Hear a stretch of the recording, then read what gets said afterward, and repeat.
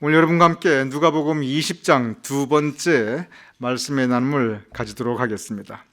오늘은 사실은 우리에게 은혜가 되는 부분보다는 예수님께서 이러한 일을 겪으셨고 또 이러한 일을 겪으실 때 이렇게 이러한 부분들을 대처하셨구나, 그러한 부분에 대해서 여러분과 함께 말씀을 나누기로 하겠습니다. 오늘은 그래서 목회하신 동안 가장 큰 그 반대를 입었던 반대파였던 바리새인들, 사두개인들, 그들과 함께 대화라면 대화이고 논쟁이라면 논쟁이고 대립이라면 대립인 그러한 부분입니다.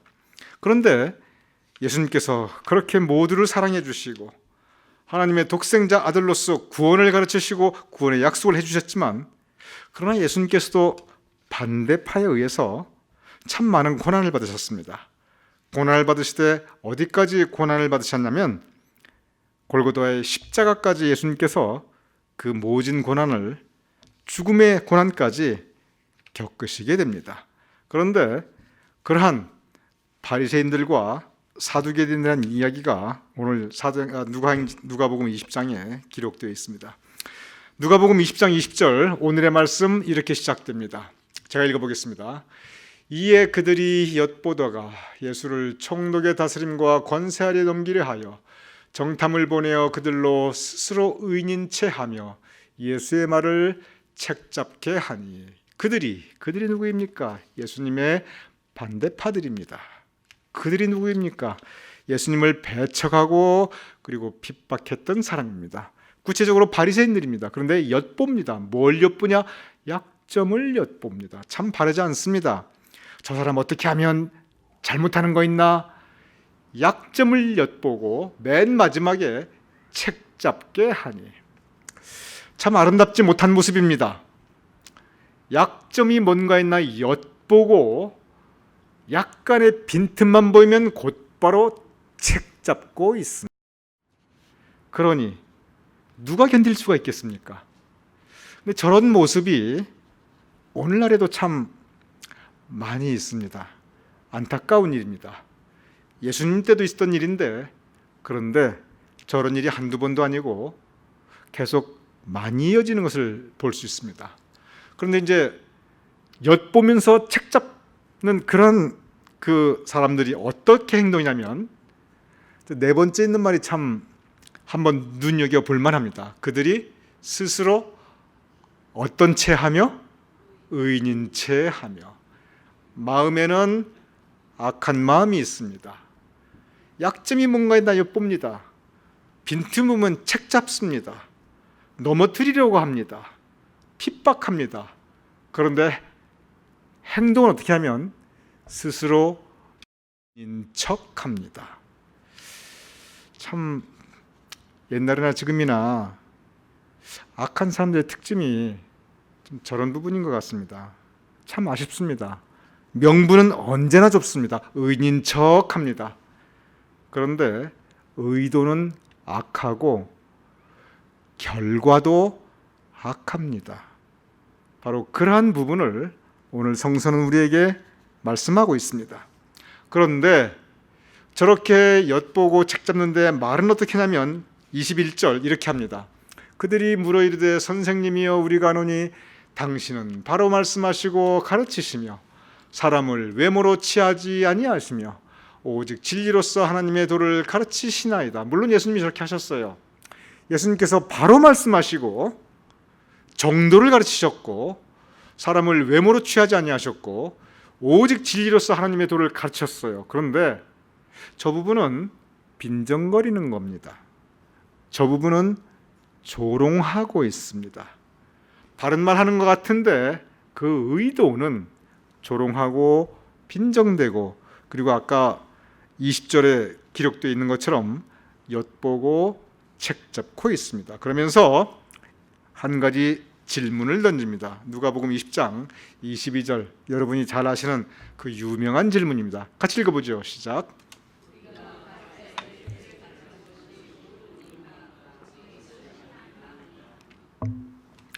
가이사 로마 황제입니다. 시저입니다. 시저에게 세금을 바치는 것이 그때나 지금이나 세금이 얼마나 부담스럽습니까? 이 세금을 바치는 것이 옳으니까 옳지 않으니까, 이 질문에는 함정이 들어가 있습니다. 가이사에게, 로마 황제에게, 시저에게 세금을 바치는 것이 옳다 그러면 하나님 외에 다른 신을 인정하는 겁니다. 로마 황제는 로마 제국 하에서의 하나의 신으로 인정받았습니다. 그런데 한 가지 우리가 여담으로 하는 말은, 로마 황제가 뿐만 아니라 고대 모든 임금들은 나는 신이다, 또는 나는 신의 대리인이다, 뭐 그렇게 다 있어, 일반적인 거예요. 그리고 저기에 로마 황제가 나는 신이다 그러면 나 외에 다른 신은 섬기지 말라 그렇게 되냐? 그렇지 않아요. 로마 제국은 로마 황제도 신으로 인정하고, 그리고 그들이 믿는 하나님 또 그들을 믿고, 이렇게 상당히 관대했어요. 문제는 뭐냐면, 가이사에게 세금을 바친다는 것이 로마 황제를 하나의 신적 존재로 인정하게 되는 묘한 논리적 귀결로 가게 됩니다. 근데 옳지 않다 그러면, 세금 바치지 말라 그러면, 이건 로마 제국에 대한 반역입니다. 반역죄는 곧바로 사형입니다. 이렇게도 걸리고 저렇게도 걸리고 함정을, 하나의 덫을 놓게 됩니다. 유명한 예수님의 답변입니다. 20장 25절 26절. 가이사의 것은 가이사에게, 하나님의 것은 하나님에게 바치라. 여기 보면 옳다 옳지 않다 그 말이 없어요. 질문은 뭐냐면 옳으니까 옳지 않으니까, 이걸 물어봤어요. 근데 예수님의 답은 가이사의 것은 가이사에게, 하나님의 것은 하나님에게 바치라. 그러니 여기에 대해서 뭐라고 바리새인들이 할 말이 없어요. 그래서 능히 책 잡지 못하고 책을 잡으려고 그랬는데, 그런데 야, 저렇게 대답하였구나. 그래서 조용해집니다. 여러분이 잘 아시는 부분입니다. 그리고 명답 중에 명답입니다. 가이사의 것은 가이사에게, 하나님의 것은 하나님의 것. 여기까지는 여러분이 잘 아시는 부분입니다. 곧바로 두 번째 이어지는 게 있습니다. 두 번째 이어지는 질문도 똑같습니다. 예수님의 반대파가 이번엔 사두개인입니다. 똑같이 엿보고 책 잡으려고 하는데, 똑같이 약점을 잡으려고 그러는데, 아까 그 대답은 어찌 보면 좀 쉬웠어요. 가이사의 것은 가이사에게, 하나님의 것은 하나님에게. 우리가 잘 기억하고 있는 겁니다. 두 번째 질문은 상당히 어려운 질문을 합니다. 첫 번째 질문은 세상적인 걸 질문했어요. 세금에 대한 겁니다. 그래서 오히려 쉬웠어요. 세상적인 거니까. 두 번째 질문은 뭐냐면, 이것은 영적인 질문이고 천국 비밀에 대한 질문이에요. 질문 자체가 굉장히 어려운 질문입니다. 보도록 하겠습니다. 20장 27절에서 33절입니다. 제가 읽어보겠습니다. 부활이 없다고 주장하는 사두개인. 자, 질문자가 누구냐면 사두개인입니다. 성서가 사두개인을 어떻게 소개하냐면 부활이 없다고 믿는 사람들입니다. 즉 사두개인들은 부활이라는 게 어디 있느냐, 죽으면 끝나지, 그게 사두개인들입니다. 이 부분을 여러분이 기억하시기 바랍니다. 사두개인들이 뭘 믿느냐? 부활이 없다고 믿고 있습니다. 그런데 질문은 뭘 질문하냐면, 어떤 아들이 와서 일곱이 다 그와 같이 자식이 없어 죽고 그 후에 여자도 죽었나이다. 일곱이 다 그를 아내로 취하였으니 부활 때 그 중에 누구의 아내가 되리까? 제가 그 전에 있는 말 다 생략했어요. 너무 기니까. 설명을 드릴게요. 신명기에 보면은, 요즘 우리가 토예배 때 신명기를 공부하고 있습니다. 그런데 신명기에 대한 율법이 하나님과의 관계에 대한 율법, 그리고 이웃과의 관계에 대한 율법, 크게 두 가지입니다. 하나님과의 관계에서 어떻게 제사를 지낼 것인가, 제사장이 무엇을 할 것인가, 제물은 어떻게 할 것인가, 하나님과의 영적 관계를 어떻게 할 것인가, 하나님과의 관계. 첫 번째는 인간관계의 관계입니다. 어떻게 하면 인간관계에서 우리가 하나님의 뜻을 할 것인가. 그런데 인간관계에 대한 문제 중에 가장 강조하는 게 뭐냐면 약자 보호, 그리고 서로 존중할 것, 배려할 것, 이 부분입니다. 근데 그 약자 보호에 대한 법 중에 하나가 뭐가 있냐면, 이 형 또는 동생인 관계없어요. 전쟁 나가 죽었어요. 그래서 이제 이 남편이 죽은 이제 부인이 생겼어요. 그럼 그 부인이 아들이 없어요. 그러면은 그 동생이, 형이 그럴 수도 있어요. 그 아내를, 그 부인을 형수든지 아니면 제수든지 본인의 아내, 정식 아내로 맞아들이는 거예요. 그럼 우리가 생각할 때, 우리 일반 생각하면 어떻게 그런 법이 다 있나? 근데 이게 깊이 알고 보면은 약자 보호에 대한 법이에요. 아들도 없고 남편도 없으니 이 여인은 살 길이 없어요. 재산을 상속받을 수도 없었고. 그래가지고 이 형이나 동생이 그 여인을 취해서 정식 아내로 삼때 일부 다치니까 아내가 하나 더 있어도 상관없어요. 그러니까 평생 먹고 살게 해주고, 그리고 아들을 낳으면 그 아들은 누구의 아들이냐면 그 죽은 원래 남편의 아들이 되는 거예요. 그래서 원래 남편의 그 대를 이어주고, 그리고 이 여인이 나중에 나이 들었을 때 그 아들이 또 이 여인을 평생을 책임져 주는 거죠. 즉 오갈 데 없고 의지할 데 없고 남편도 없고 자식도 없는 그 세상 천지 의지할 데 없는 여인을 평생 살 수 있고, 대를 이어지고 죽은 남편의 명예와 대도 이어주고 그 여인도 인간답게 살 수 있고, 그게 이 형사 취수제입니다. 그래서 형이 죽으면 그 동생이 죽으면 그 다음 동생이.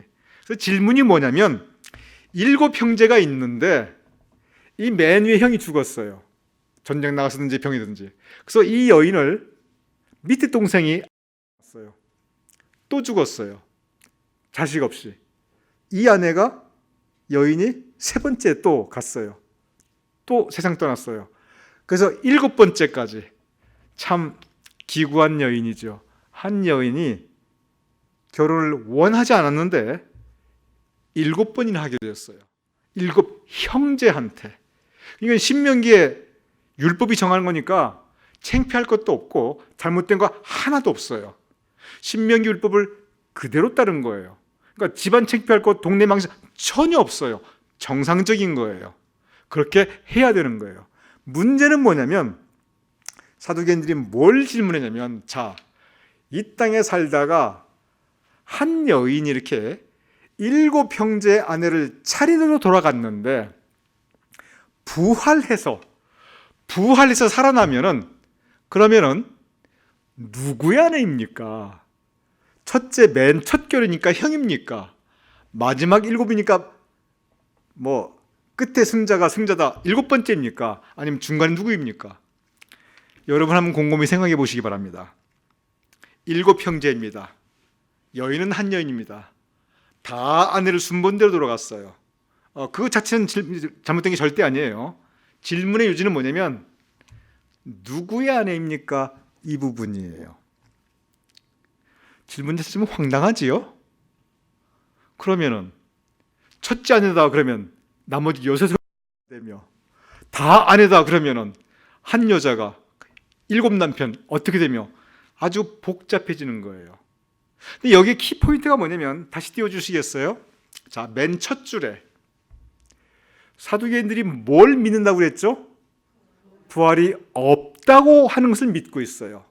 근데 사도 바울이 뭘 질문하면, 맨 밑에 줄을 보세요. 뭐 할 때? 부활 때. 자, 사두개인들은 부활을 믿지 않아요. 그건 어리석다고 생각해요. No way. 근데 질문하면 부활하면 누구의 아내입니까? 그럼 부활한다는 걸 인정하는 겁니까? 인정하지 않는 겁니까? 요 질문 맨날 읽어보고, 이건 인정한다는 전제하에 이 질문을 한 거예요. 그렇죠? 바로 이 부분입니다. 믿지도 않는 사람이 믿는 척하는 거예요. 그러면 맨 위에 분명히 안 믿어요. 맨 밑에는 믿는 척하고, 부활하면은 누구 것입니까? 이걸 물어보는 거예요. 자, 안 믿는 사람이 믿는 척하고 말했다면 이 중간에 있는 질문들은 유의미한 질문입니까? 무의미한 질문입니까? 무의미한 질문이에요. 이 질문의 내용은 진리를 알고 싶고 궁금하고, 제가 언젠가 표현한 영적 호기심이 있고, 여러분 영적 호기심 굉장히 좋은 겁니다. 지적 호기심이 사람을 참 유식하게 만들어요. 많이 풍성하게 만들어요. 영적 호기심이 사람을 영적으로 깊게 만듭니다. 저게 영적 호기심이에요? 궁금해서 알고 싶은 거예요? 아니면은 믿지도 않으면서 믿는 척하고 올무에 걸려고 하는 겁니까? 어떤 부분이라 생각하세요? 바로 이 부분이에요. 여기 보면은 믿지도 않는 것을 이야기합니다. 믿는 척 이야기합니다. 목적은 파괴하고, 목적은 실족하게 하고, 그리고 목적은 무너뜨리는 겁니다. 사탄의 어원은 넘어뜨리는 자, 미혹하는 자예요. 사탄이 하는 짓을 하고 있습니다. 믿지 않으면서 믿는 척 말하는 거, 바로 그 부분이에요. 예수님께서 여기 대해서 답을 안 해요. 아까는 분명히 답을 하셨어요. 가이사의 것은 가이사에게, 하나님의 것은 하나님에게. 최소한 바리새인들은 세금이라는 게 있다, 이걸 가지고 어떻게 되냐, 그 질문이었어요. 사두개인들은 달라요. 안 믿는 걸 믿는 척. 그래서 여기 대해서 예수님께서 뭐라고 답변하냐면, 이 똑같은 이 사두개인과 예수님의 이 질문이 마태, 마가, 누가 다 있습니다. 세 군 다 있어요. 근데 누가복음에는 없는 그 대목을 마태복음에서 딱 설명하는 게 있어요. 그게 뭐냐면 마태복음 22장 29절입니다. 요 대목이 스토리는 똑같은데 누가복음엔 이 말씀이 없어요. 근데 있어요. 같이 읽어보죠. 시작. 예수께서 대답하여 이르시되 너희가 성경도 하나님 능력도 알지 못하는 거로 오해하였도다. 그 전까지 이어지는 모든 대화는 지금 누가복음에 있는 것 똑같습니다. 거의 글자도 안 틀려요. 그런데 누가복음이 없는 이 부분이 딱 들어와 있는 게 마태복음입니다. 그래서 어떤 부분은 마태, 마가, 누가, 요한을 이렇게 비교해 보면서 읽으면 참 우리가 많이 느낄 수 있어요. 여기 보면 너희가 성경도 알지 못하고 하나님의 능력도 알지 못하고, 여기 오해하였도다, 이 말씀은요 굉장히 점잖게 번역한 거예요. 너희가 장난하냐, 이 뜻이에요. 너희 지금 말씀 가지고 장난하냐? 너희 지금 하나님 가지고 장난하냐? 그 뜻이에요. 그것도 어디에서? 신앙의 공동체 안에서. 바리새인이나 사두개인이나 신앙 공동체 안에 있었던 사람들입니다.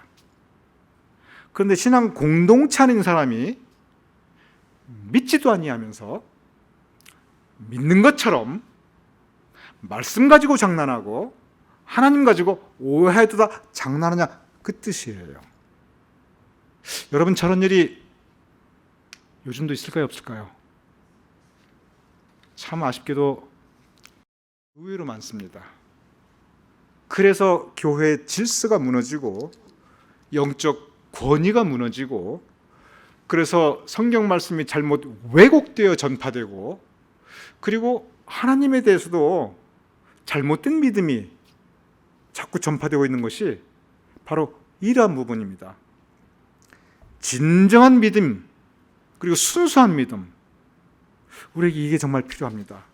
그렇지 않을 때는 저렇게 무의미한, 그리고 사람을 실족하고 미혹해 하는 이러한 말들이 공동체 안에 있게 됩니다. 예수님께서 이 부분에 대해서 너희가 성경도 하나님의 능력도 알지 못하는 거로 오해하였도다. 여기서 그러면 성경은, 하나님의 능력은 무엇을 말씀하냐면, 이 형이 죽으면 동생이 아내를 취한다. 여기서 진정으로 중요한 것은 뭐냐면, 성경이 정말 말씀하자고 했던 것, 하나님의 뜻은 뭐냐면 약자를 보호하고 서로 배려하고 존중하고, 그리고 서로 위하며 살 것을, 아름다운 공동체를 이루며 살 것을, 그것을 바라신 거예요. 이 형사취수자가 왜 있냐면 바로 그 부분 때문에 있는 거예요. 그런데 그러한 하나님의 뜻과 하나님의 말씀을 교묘하게 왜곡해서 걸림돌이 되게 합니다. 올무를 만듭니다. 예수님께서 이 부분에 대해서 침묵하지 않으십니다. 그러면서 어떠한 결론적인 가르침을 주시냐면 20장 26절입니다. 사두개인 질문했던 거하고는 다른 얘기를 주세요. 아까 바리새인 질문했던 것은 가이사 것은 가이사에게, 하나님 것은 하나님께, 아주 우리가 들어도 속 시원한, 우리가 들어도 명쾌한 답변을 주셨어요. 근데 이 사두개인의 질문에 대해서는 어찌 보면 동문서답입니다. 하나님은 죽은 자의 하나님이 아니요 살아있는 자의 하나님이시고, 하나님께는 모든 사람이 살았느니라. 잘 이거 납득이 안 되는 부분이에요. 아까처럼 저 말씀 가이사의 것은 가이사에게, 하나님의 것은 하나님에게, 우리가 시원하잖아요. 납득이 되잖아요.